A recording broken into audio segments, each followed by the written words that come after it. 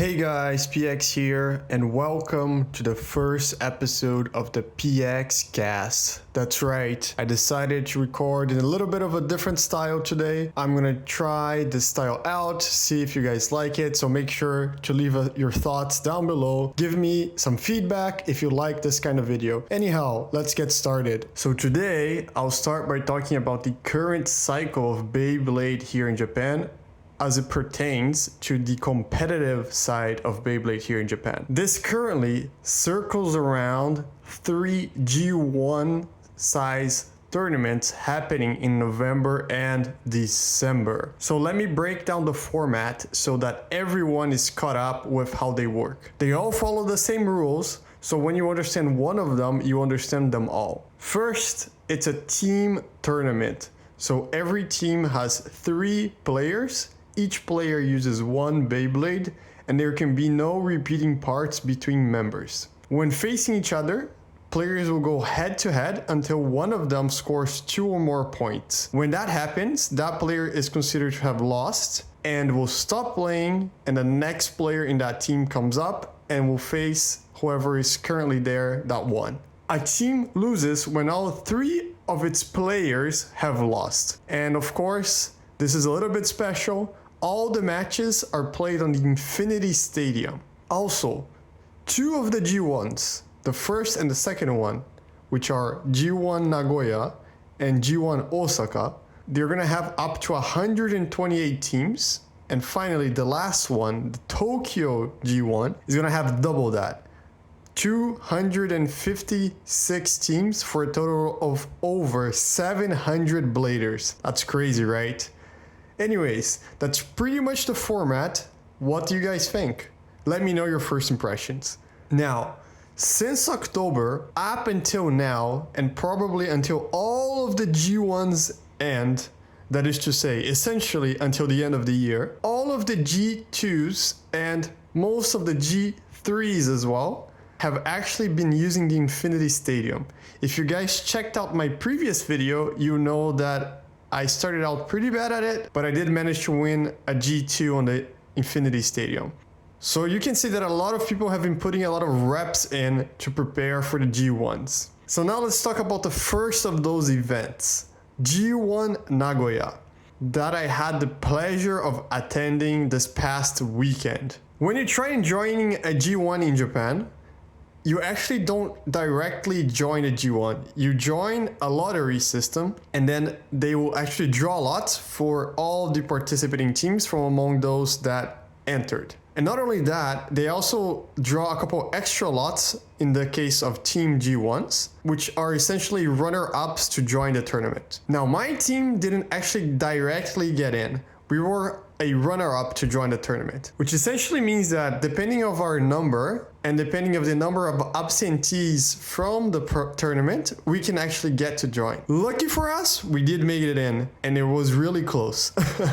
I have to say, if everyone in front of us had actually come and tried to participate, we would have not got in, so it was pretty close, cutting at the end of the line essentially. Anyhow, we made it in, we were lucky. So let me break down what our choices were and why we decided to use those Beyblades. So first up, our first blader is actually a very good blader from here in Japan. He has taught me a lot of the things I've learned so far. We decided to let him pick his Beyblade first, and then he could just use whatever he wanted. He chose Hover Wyvern, or Wyvern Hover as it is known here in Japan. 160 Rush.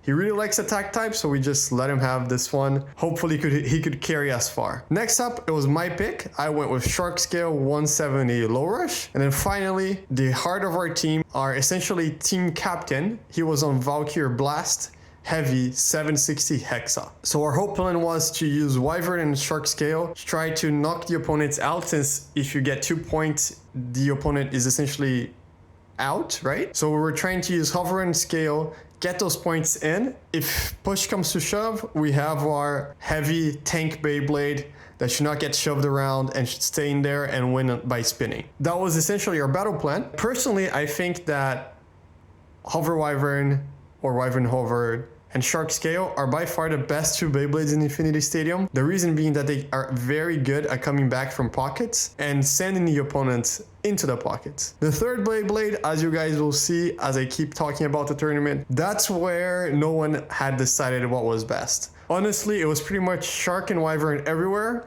and everyone else had a different third bay. That's pretty much the breakdown of my team and our plan. Now, before I talk about the matches, let me actually talk about other things you can actually experience at the event, and then we'll break down the matches afterwards. First up, there's a display for upcoming releases, as well as a display that shows the G1 prize Beyblades, which are the golden currently, right?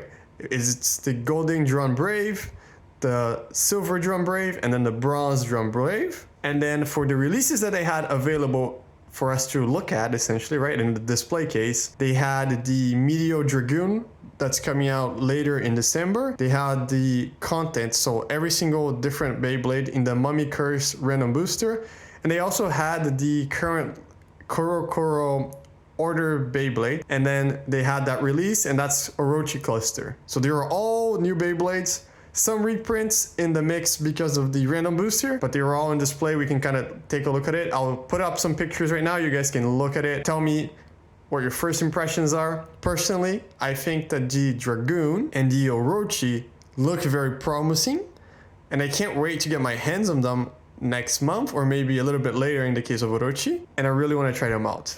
Anyhow, they also have a large play area, photo spots with like characters on display, like from the anime. There is sort of a meet and greet with some of the staffs. There's an official Beyblade channel, and then most of those members are also at the event. And they have a pop-up store, which is just kind of like they sell Beyblade X products. They have shirts, they have hats, they have bags, and of course they have almost every single release, including the special event only or special date only Beyblades like the Black Cobalt Dragoon and the red Pegasus Blast for sale. They even had those Build Your Custom Drum Buster. That's pretty much it for the store. Overall, I think the G1 atmosphere is truly unmatched. So many bladers gathering together, from kids to adults, and everyone has one goal in mind, that is to take the win. Everyone wants the golden Drum Brave. That's definitely something that everyone here wants. So how does the event go on, right? We get there, what happens? So let me break it down to you guys. When we get there, we join a line. They have us line up for the bay check, of course. The way it works is we'll go up to the counter, the judges are there, they'll hand you a box, a white box, and then inside that box, there is a deck case. Every member of our team in front of a judge will put our chosen blades inside one of those slots in the deck case, the deck box, right? Then that deck box is gonna be put inside the bigger white box. Then we put our launchers inside the big white box, and then we hand that over to the judge. The judge is gonna conduct bay check. They'll check the parts. They're gonna see if everything's okay and within the regulations. Then they're gonna seal the box, and only during the matches are we actually allowed to open those boxes. Once the boxes are open, of course, during the match, we can then use our Beyblades in the order that we chose to, and the match will happen as expected. Finally, if you actually win the match, you actually hand your box over to the staff again, and you only have access to your bays and your launchers during the next round of matches. So essentially, it's their way of stopping cheating and making sure everyone's following the rules as established by the tournament. Speaking of matches, let me actually tell you guys how my team went. And I'm not gonna lie, guys, it was pretty unfortunate. So first up, my team starts off great. Our first blader goes just as we expected. He takes down the first two opponents. They're down to their last blader, but that's when the disaster hits. That last guy managed to reverse sweep my whole team. It was pretty shocking, I'm not gonna lie. And that's pretty much our run over. We traveled all the way to a different prefecture in Japan. We wanted to take it all, and just like that, the dream was over for this tournament. Having been eliminated from the main tournament, it doesn't mean the event is over though. So I went over to the free battle space. I tried participating in the side event. So the side event was actually pretty nice this time. What they did is they chose random people from the crowd, and we could do a 1-point match using one of the brand new Beyblades. Orochi Cluster has been used by people during this event, and your boy was not chosen, so I only got to watch people play with it. Not gonna lie, I was pretty jealous. I really wanted to play with Orochi Cluster. Anyhow, that's pretty much it. I then went and chilled, hung around, talked to some friends, and we waited until the best of 4 matches. And I really wanted to see what everyone was gonna bring in the top level of this tournament. So I'm gonna break down the combos from 4th to 1st place for you guys, and I'll give you my thoughts overall on what I saw during the tournament and of the combos that I'm gonna talk about. So we're gonna begin, of course, with the 4th place team and what they used. So I'm gonna break it down for you guys. First up, Aero Pegasus 170 low rush. Second up, Wyvern Hover 360 rush. Finally, Shark Scale 160. And so listen close. This is where I was surprised. Elevate. That's right. They had an Elevate combo for Shark Scale in the top 4. Next up was 3rd place. The 3rd place team, they brought Hover Wyvern, Wyvern Hover, 170 Rush, Shark Scale, 160 Low Warp, and the next one is actually pretty surprising. Wizard Rod, OP. That's right, Wizard Rod Operator, the bit that comes with the Emperor Might deck set in the Emperor Beyblade. I'm not gonna lie, I thought the performance for this combo was pretty bad, but they still managed to get 3rd place. And I really think the Hover Wyvern kid, he really carried in the 3rd place match. You guys will see that later. Anyways, 2nd place team, they had Valkyr Blast, Valkyr? The Valkyr Lock Chip, right? So they had Valkyr Blast, Heavy, 170 Low Rush, and I really thought this combo did well. Then they had Wyvern Hover, 960 Free Ball. Free Ball, to be honest, I didn't really like it, but he managed to get some wins. And last but not least, our beloved Shark Scale 160 Low Warp. We arrive at the team that took it all, and their combos were Wyvern Hover, 960 Rush, Phoenix Wing, 360 Low Flat, and the combo that performed, in my opinion, the best during the finals. It looked almost invincible. Shark Scale 160 Low Rush. The guy playing this low rush combo, he demolished anyone he went up against. It was truly amazing to watch. And you can clearly see now, after I've broken down the top 4 combos, that there is a kind of a meta going on. Shark Scale and Wyvern Hover were essentially essential for this meta. I feel like that every team either had it or were losing to that combination of Beyblades. Hover, to be honest, it was mostly designated to using rush or an attacking bit. But Shark Scale is very versatile. It was doing a lot of stamina with low warp and also free ball and also a lot of attack. On the attack side, low rush and rush. The 3rd bay, that's where we got a lot of variance. I'll be honest, I think no one has truly decided what the best choice is for the 3rd bay yet. I think that slot is by far the one that performed the worst as well throughout the tournament. That's pretty much the meta breakdown. Conclusions, definitely go Shark Scale and Wyvern Hover. As for the 3rd slot, well, good luck. Anyhow, guys, speaking of the finals, I would like to end today's video by sharing with you guys the recording that I took for the 3rd place match and the finals. If you made it this far, guys, thank you so much for listening. I have loved to share the event experience with you guys in a more narrative way, kind of breaking down what happened in a podcast style. Really hope you guys enjoyed listening to me kind of break it down. I really think that in this format, it allows me to narrate the experience in a different way than I can if I actually record the event. If you guys check out my other G1 videos, that's the previous style I was trying to do. But that style, I ran into a couple of problems when recording because I can't actually record the whole thing. There's some limitations. Tell me down in the comments below, do you guys prefer kind of a podcast style video? Are you guys a fan of this style of talking and sharing experiences? I can definitely bring other people as guests. I can invite them, have a talk with them. We can discuss differences in the meta here in Japan with wherever they're from, and we can talk about the meta. I really look forward to hearing your guys' feedback.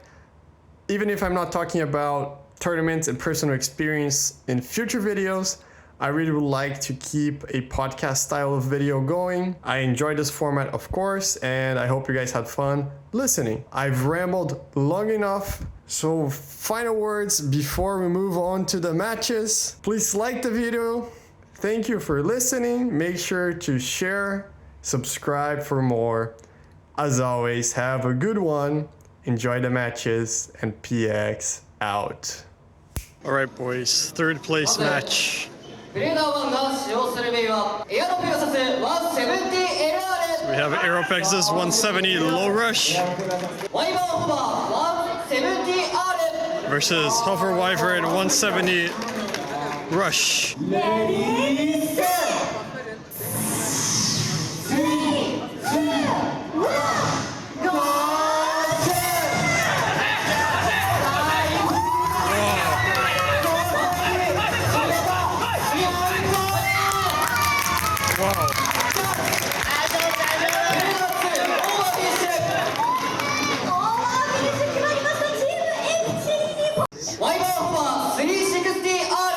So next up is Hover Wyvern 360 Rush versus Wyvern Hover 170 Rush.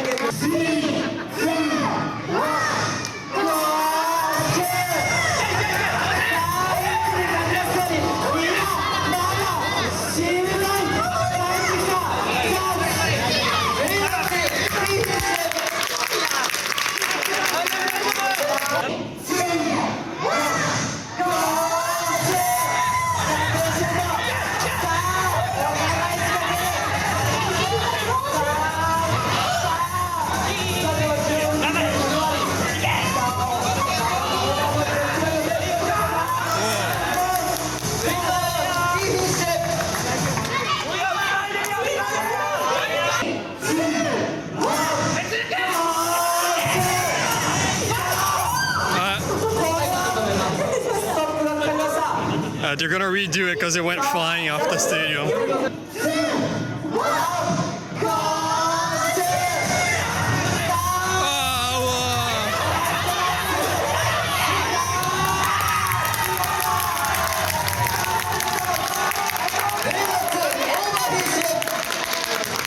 that was crazy.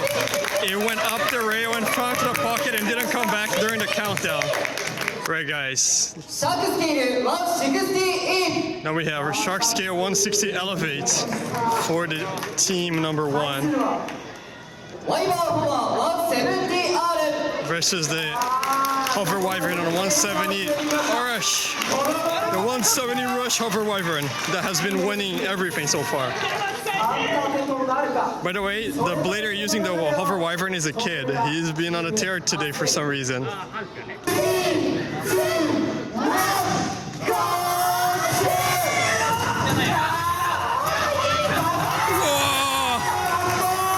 And the Shark Scale scores a critical burst to keep Team 1 alive. Now the third blader for Team 1 still has to defeat 2 more opponents for them to claim the victory. Let's see if she can do it.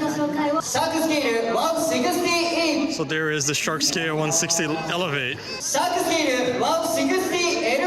versus Shark Scale 160 Low Orb. Let's see which one of them spins for longer and takes the win. I say a burst is not that hard in this match, to be honest.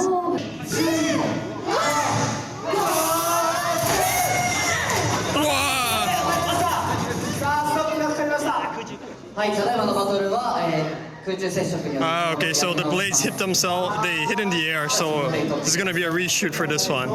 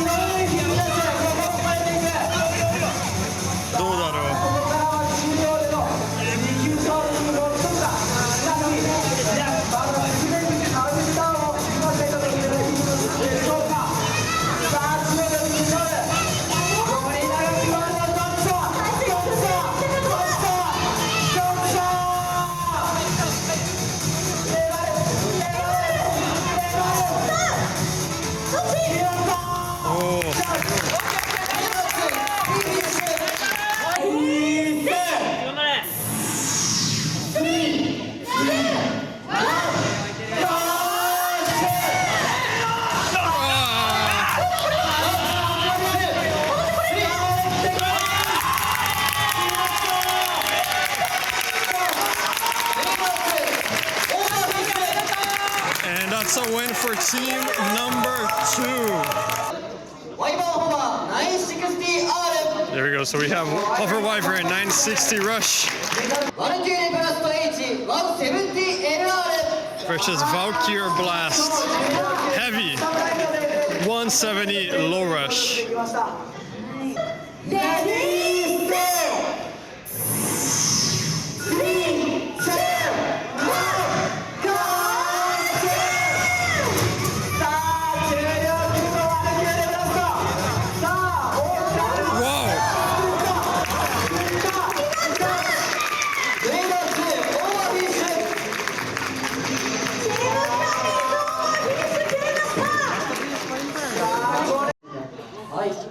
Right.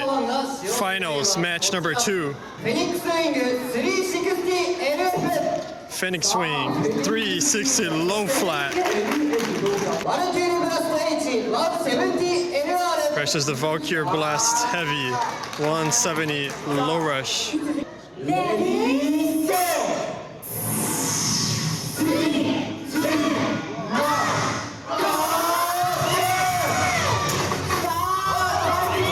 Came back from the extreme zone.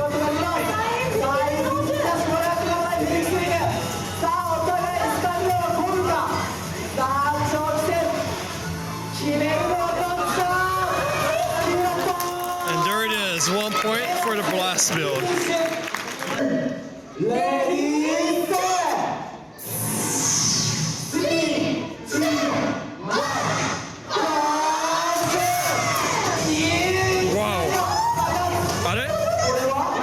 Wow, Bustle! And the Phoenix climbs back with a burst.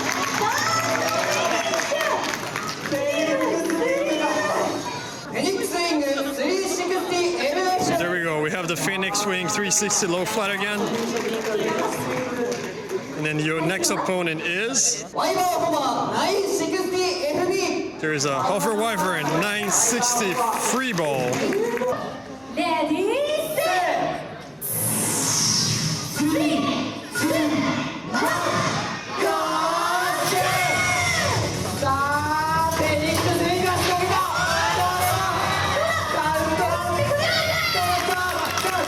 Ooh, and the free ball shark takes it.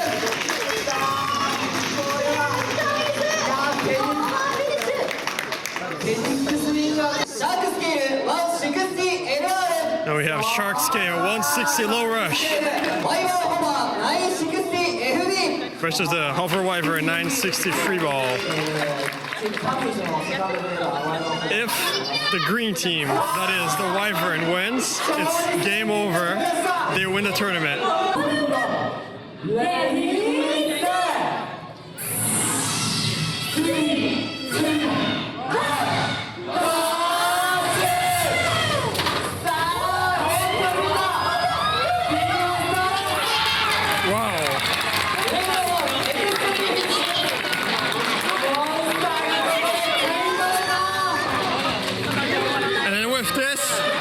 Teams are down to their last blader. There we have it, the Shark Scale 160 low rush シャークスケール 160LO versus Shark Scale 160 low arm.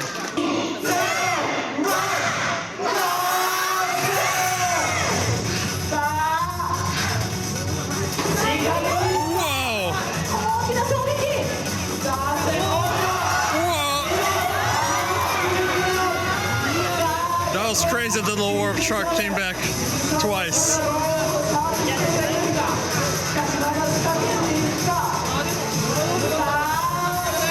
Oh, but doesn't have the spin.